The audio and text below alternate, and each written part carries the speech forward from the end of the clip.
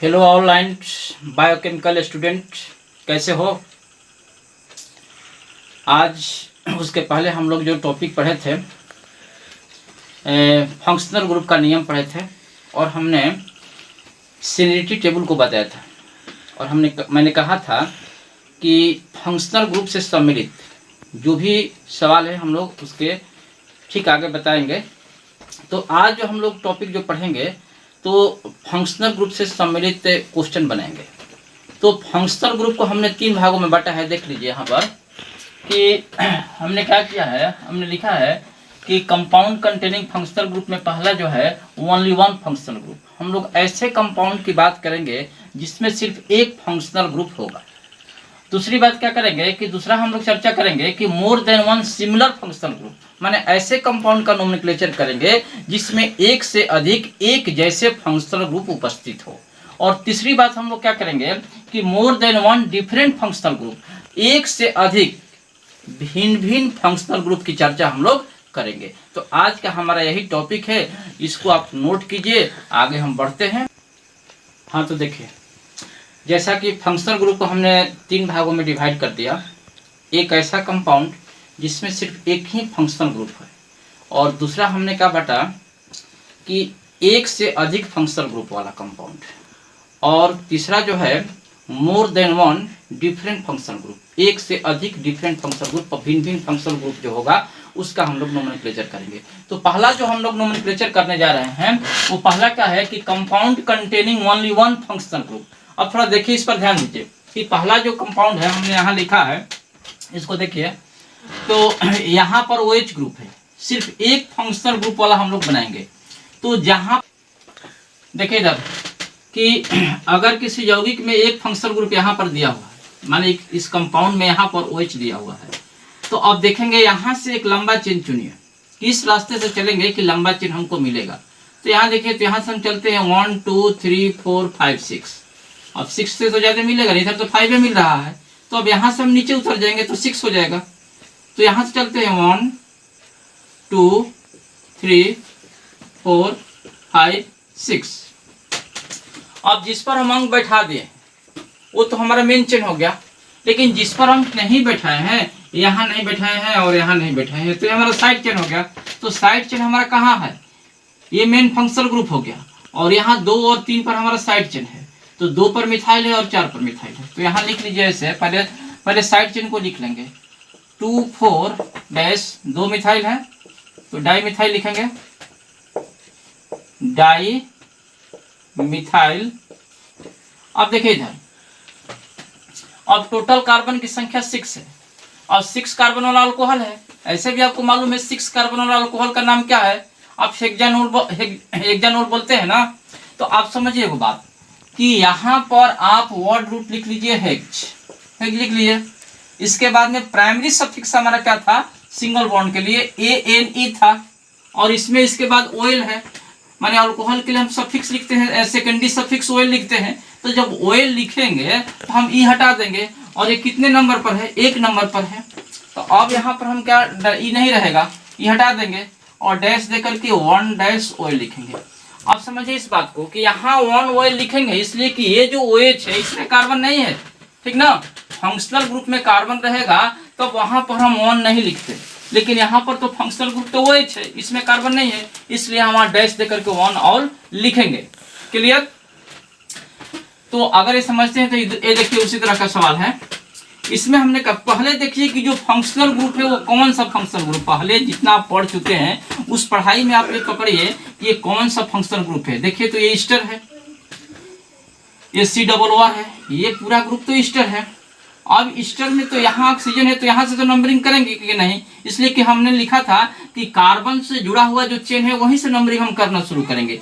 तो यहाँ functional group है तो यहाँ से शुरू करेंगे। अब ये नहीं कि यहाँ से मत कीजिए क्योंकि ये ऑक्सीजन है, इसलिए हम यहाँ से करेंगे 1 2 3 4।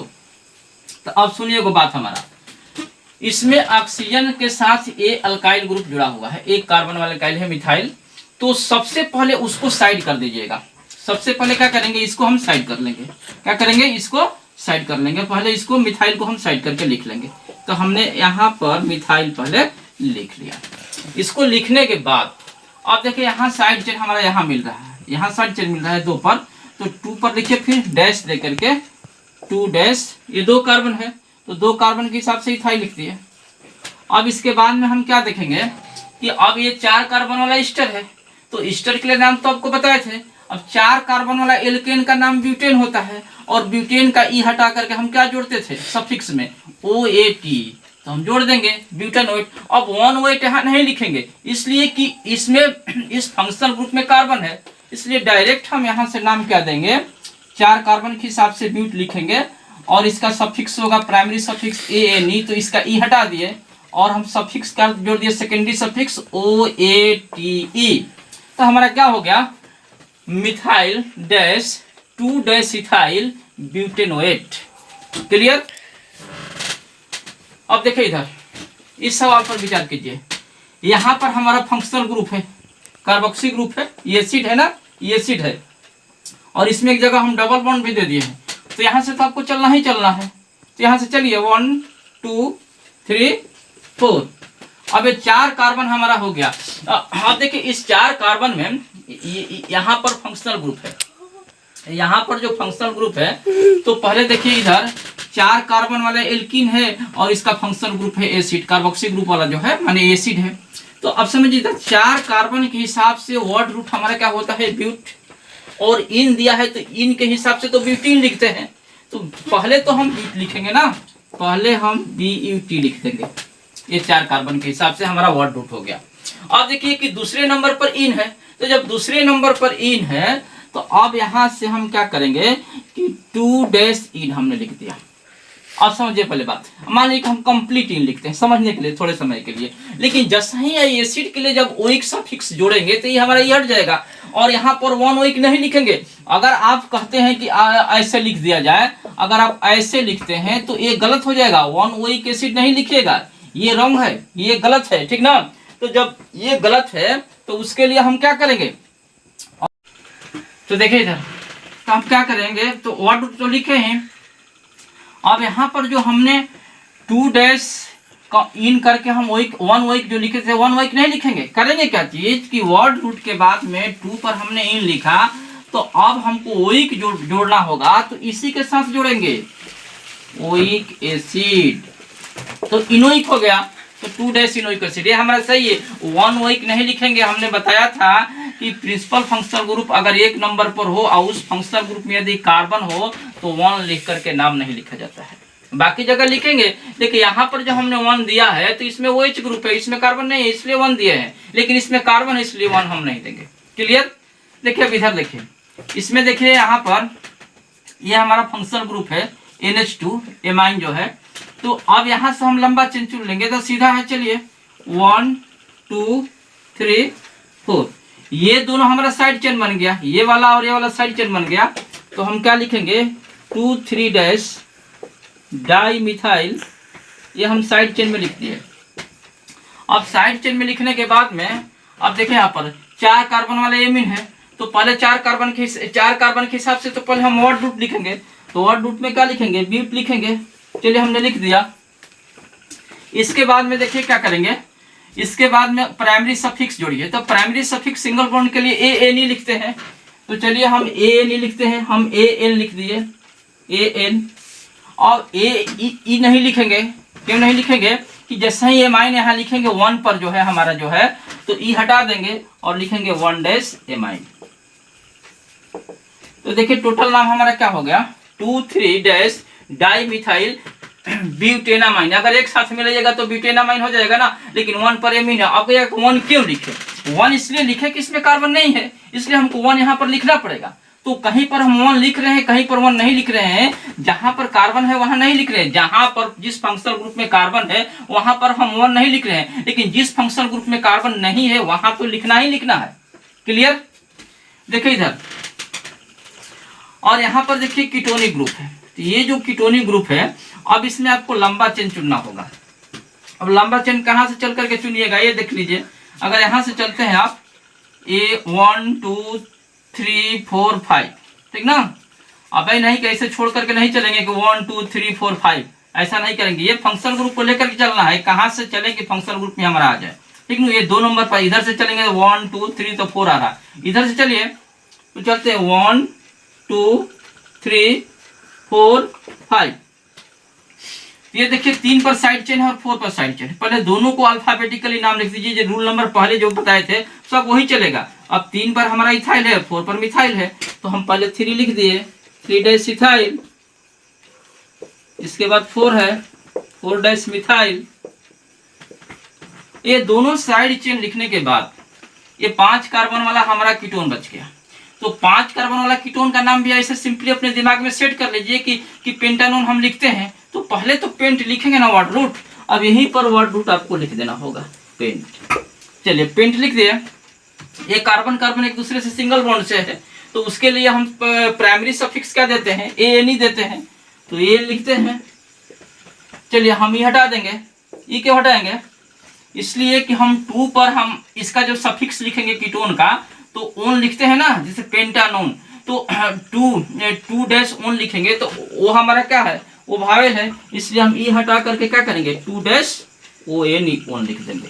तो पूरा कंप्लीट नाम का हुआ, फिर से देखिए 3 dash ethyl, 4 dash methyl, pentane तक, और इसके बाद में 2 पर हमारा क्या है ओन है कीटोन वाला, तो 2 डैश ओन। ये हमारा कंप्लीट नोमेनक्लेचर इसका होगा। तो इसको नोट कर लीजिए और इसको बढ़िया से उतार करके फिर से देखिए। सवाल को कंटिन्यू आगे बढ़ाते हैं। अगला सवाल हमारा क्या है, अभी हम एक ही जैसे फंक्शनल ग्रुप को देख रहे हैं। तो इसमें देखिए एसाइल हैलाइड फंक्शनल ग्रुप है। यहाँ देखिए C double bond O X है, माने X के जगह पर क्लोरीन है। तो यहाँ से हम चलेंगे, एक फंक्शनल ग्रुप है, यहाँ से हम शुरू कीजिए, लंबा चेन सीधे मिल रहा है, 1 2 3 4, ठीक है। तो ये 3 पर हमारा साइड चेन है, 3 पर हमारा साइड चेन है तो 3 को साइड कर दीजिए, 3 डैश मिथाइल, इसके बाद में 4 कार्बन है टोटल। तो इस 4 कार्बन के हिसाब से पहले ये देखिए कि किस यौगिक का नाम है, कौन सा मतलब फंक्शनल ग्रुप है। तो फंक्शनल ग्रुप तो एसाइल हैलाइड है। तो एसाइल हैलाइड में हमने क्या बताया था कि एल्केन का ई हटा करके OYL जोड़ते थे। तो 4 कार्बन के हिसाब से ब्यूटेन लिखते हैं ना सिंगल बॉन्ड में, तो ब्यूटेन का ई हटा करके OYL जोड़ देंगे, ब्यूटेनवाइल हो जाएगा, और क्लोरीन से क्लोराइड लिख देंगे। 1 तो वाइल लिखेंगे ही नहीं क्योंकि इसमें फंक्शनल ग्रुप में कार्बन है। तो अब यहाँ पर हम क्या करेंगे कि BUT तो लिखेंगे ही लिखेंगे वर्ड रूट के हिसाब से। इसके बाद में AN तक लिखे और ई हटा करके OYL सीधे जोड़ दीजिए, ब्यूटेनवाइल। अब कंप्लीट नाम होगा ब्यूटेनवाइल, और इसके बाद क्लोरीन है तो क्लोराइड लिख लीजिए, क्लोराइड। अब यहाँ पर 1 वाइल नहीं लिखेंगे, 1 क्यों नहीं लिखेंगे कि इस फंक्शनल ग्रुप में कार्बन है। क्लियर। यहाँ देखिए ये साइनाइड है, CN है, तो यहाँ से चलिए 1 2 3, तो 2 पर हमारा साइड चेन है, तो 2 पर जब साइड चेन है तो 2 डैश लिखे मिथाइल। अब इसके बाद में देखिए क्या चीज है, 3 कार्बन वाला साइनाइड है, तो 3 कार्बन वाला साइनाइड का यूपिक नाम क्या होता है, प्रोपेन, और CN के लिए हम लोग सफिक्स क्या लिखते हैं, नाइट्राइल। तो अब यहाँ से लिख दीजिए कंप्लीट प्रोपेन लिखिए, प्रोपेन। अब 1 नाइट्राइल नहीं लिखेंगे और इसमें कंप्लीट प्रोपेन लिखेंगे। कंप्लीट प्रोपेन क्यों लिखेंगे, कंप्लीट प्रोपेन इसलिए लिखेंगे कि ये हमारा कॉन्सोनेंट है, इसलिए हमारा ई नहीं हटेगा, तो कंप्लीट प्रोपेन लिखेंगे, प्रोप और ANE जोड़ेंगे इसमें, और अंत में नाइट्राइल सफिक्स जोड़ देंगे। क्लियर। यहाँ देखिए इसमें भी देखिए, यहाँ देखिए एन है, ये सेकेंडरी अमाइन है, तो एन से 2 एल्काइल ग्रुप जुड़ा हुआ है। तो अब कहाँ से चलिएगा कि हमको एक लंबा चेन मिलेगा। ये नजदीक कहाँ से चलेंगे कि ये नजदीक में आवे और यहाँ से लंबा चेन मिल जाए। तो यहाँ से चलते हैं 1 2 3 4 5 चले, चाहे 1 2 3 4 5, बात एक है, यहाँ से नीचे उतर जाइए नहीं तो इधर जाइए। तो लिखते हैं 1 2 3 4 5। तब समझिए इधर बात, ये 3 पर हमारा साइड चेन है और N से 2 एल्काइल ग्रुप जुड़ा है, दोनों मिथाइल ग्रुप जुड़ा हुआ है। तो अल्फाबेटिकली पहले इसको साइड कर लीजिए। तो अल्फाबेटिकली जब इसको पहले लिखेंगे तो 3 पर हमारा इथाइल होगा, तो हम लिख दिए 3 डैश इथाइल, हमने 3 को पहले लिख दिया। इसके बाद में देखिए क्या है, N से 2 मिथाइल जुड़ा हुआ है। तब हमने क्या किया कि N लिखेंगे। अब सिर्फ एक ही N से दोनों का काम नहीं चलेगा, दोनों के लिए अलग अलग लिखना पड़ेगा। तो N लिखेंगे और 2 मिथाइल है तो लिखेंगे डाई मिथाइल, और इतना लिखने के बाद अब देखिए इधर टोटल हमारा कार्बन कितना है 5 कार्बन वाला एमाइन है, पेंटेनामाइन है, और एमाइन कहाँ है 2 नंबर पर है एमीन जो है। तो अब पहले हम पेंट तो लिखेंगे ही, पेंट यहाँ लिख दिए, पेंट लिखने के बाद डैश देंगे और डैश पेंट में पूरा एन भी लिखे, एन तक ई हटा देंगे, इसके बाद डैश देंगे और तब उसके बाद क्या लिखेंगे 2 पर हमारा एमाइन है तो हम यहाँ लिख दिए कि 2, यहाँ लिख दिए, हम यहाँ लिख देते हैं 2 डैश एमाइन। क्यों लिखे? इसलिए कि 2 नंबर पर भी है, वो तो नाम देना ही पड़ेगा। आपने जो एमाइन का नाम लिखे हैं तो कितने नंबर पर? ये 2 नंबर पर है। ये साइड चेन कर दिए, ये साइड चेन हटा दिए, साइड चेन हटाने के बाद हमने एमाइन का नाम दिया, तो एमाइन का नाम दिया तो ये देखना होगा कि वो किस नंबर पर है। तो 2 नंबर से एन जुड़ा हुआ है, इसलिए हमने 2 डैश एमाइन लिखा। क्लियर? तो हमारा नाम क्या हुआ कंप्लीटली कि 3 डैश इथाइल डैश एन, और एन में क्या है 2 मिथाइल है, dash di methyl pentane dash 2 dash amine. Clear? इस सवाल पर विचार कीजिए। इसमें कीटोनिक फंक्शनल ग्रुप है, लेकिन अलग से आप डबल ट्रिपल बॉन्ड आप पढ़ चुके हैं, इसलिए हम डबल बॉन्ड एक जगह ट्रिपल बॉन्ड दे दिए हैं। हम हर तरह के सवाल घुमा फिरा कर देंगे आप, ताकि आपका सब सवाल बन जाए। तो यहाँ पर हमारा सीनियर फंक्शनल ग्रुप है, ये देखिए मेन फंक्शनल ग्रुप है हमारा। यहाँ से चलेंगे तो यहाँ से चलिए, किधर से चलेंगे नहीं, यहाँ ट्रिपल बॉन्ड है, यहाँ डबल बॉन्ड है, हमको तो इसी को लेकर चलना होगा। तो यहाँ से 1 2 3 4 5 6 7 8। तो अब देखिए इधर, अब यहाँ पर टोटल हमारा कार्बन कितना है? टोटल हमारा कार्बन है 8, और 8 कार्बन वाला एल्कीन है जिसमें एक जगह पर ट्रिपल बॉन्ड है, और फंक्शनल ग्रुप के रूप में हमारा कीटोनिक ग्रुप है। इतना चीज इसमें दिया हुआ है, सीधी सी बात है। तो पहले तो 8 कार्बन के हिसाब से ऑक्ट लिखिए, उसके बाद सोचिएगा क्या होगा। ऑक्ट हम लिख दिए। ऑक्ट लिखने के बाद अब देखते हैं कि 3 पर हमारा इन है, 3 पे इन है, और 6 पर हमारा वाइन है। तो पहले 3 लिखे, 3 डैश इन, और 6 जैसे ही लिखेंगे तो यहाँ 6 लिख दिए वाइन, हम यहाँ कहीं हटा करके ऐसे लिखेंगे। तो ऑक्ट 3 पर इन, 6 पर हमारा क्या है वाइन। इसके बाद में देखिए इधर, अब यहाँ पर हमारा ये 2 नंबर पर कीटोनिक ग्रुप है, 2 नंबर पर कीटोनिक ग्रुप है। तो 2 डैश ओन जब लिखेंगे तो इस ई को हटा दीजिएगा और यहाँ से लिख देंगे 2 डैश ओन। अब कंप्लीट हमारा नाम क्या हुआ? Of dash 3 dash in dash 6 dash wine dash 2 dash own. ये कंप्लीट नाम हो गया। क्लियर? देख लीजिए फिर से, 3 पर इन है, देख लीजिए 6 पर क्या है वाइन है। टोटल कार्बन कितना है 8 को, तो ऑक्ट हो गया, और 2 पर हमारा ओन है तो यहाँ ओन लिख दिया, क्योंकि हम कीटोन में हमारा सफिक्स क्या होता है ओ एन ही होता है। इस सवाल को देखिए, यहाँ एसिड है COOH ग्रुप, और इसमें अलग से एक सील जुड़ा हुआ है। यहाँ पर यहाँ से लंबा चेन ले लीजिए, 1 2 3 4 हो गया। तो हम लिखते हैं 1 2 3 4। अब यहाँ देखिए ये CH3 है, तो ये साइड चेन हो गया।